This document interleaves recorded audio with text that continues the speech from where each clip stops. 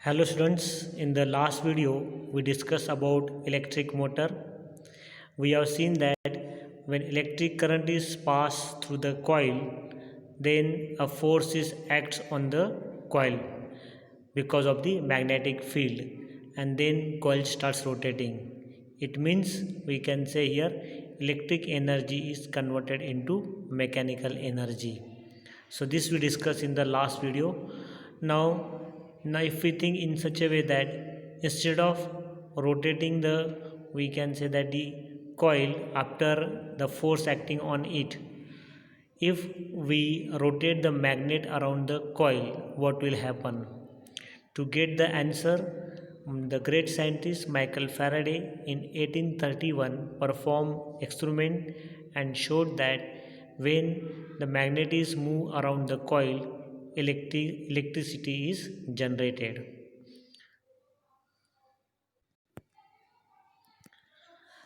Now let us discuss about the new instrument, that is galvanometer. It is a sensitive device which works on same principle as that of electric motor.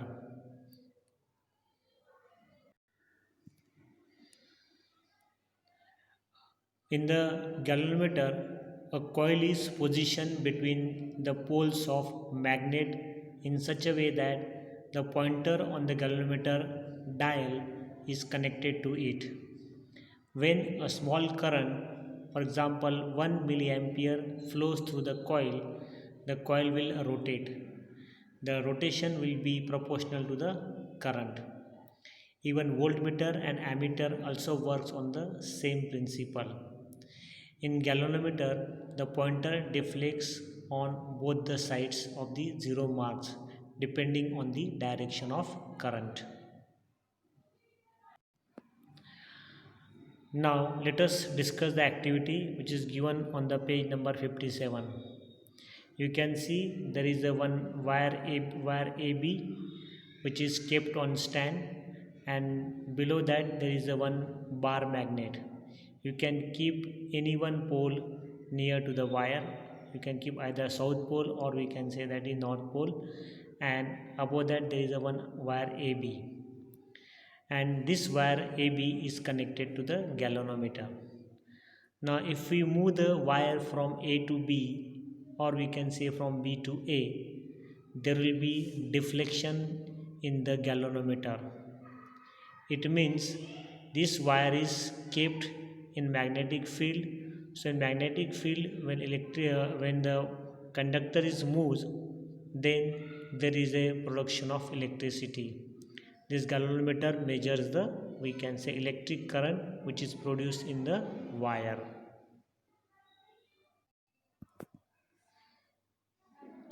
Now let us discuss the another activity on the same page 57 and 58.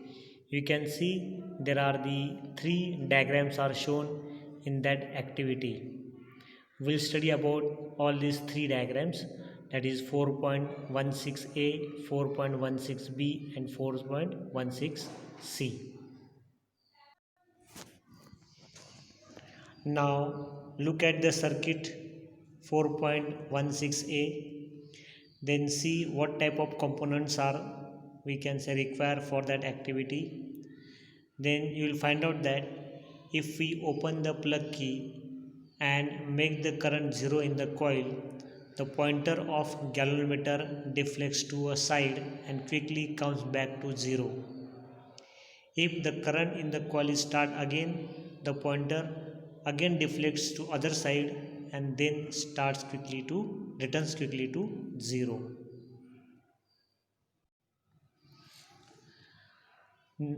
Now when the electric current is flowing through the solenoid coil and the solenoid coil is displaced from with respect to coil, the current is still produced in the coil.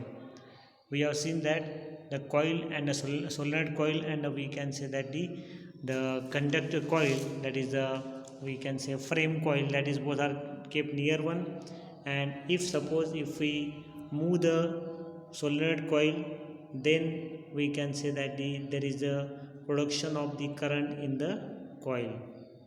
So From these two experiments, we understood that even if the solenoid coil is kept stationary, a change in the current in the coil, solenoid coil, produces a current in the coil.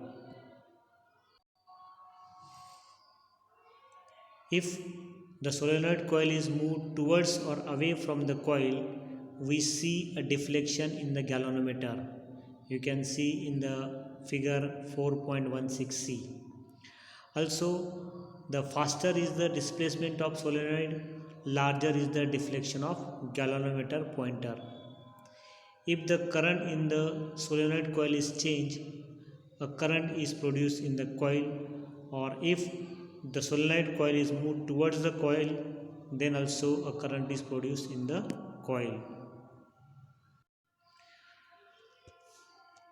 So we discuss here two activities in this topic, where we can say that the magnet is move around the, we can say, coil, or we can say here coil is move around the magnet. So whenever a coil is move around the magnet or magnet is move around the coil, the electricity is generated. So go through this video again and write the homework. Okay, thank you.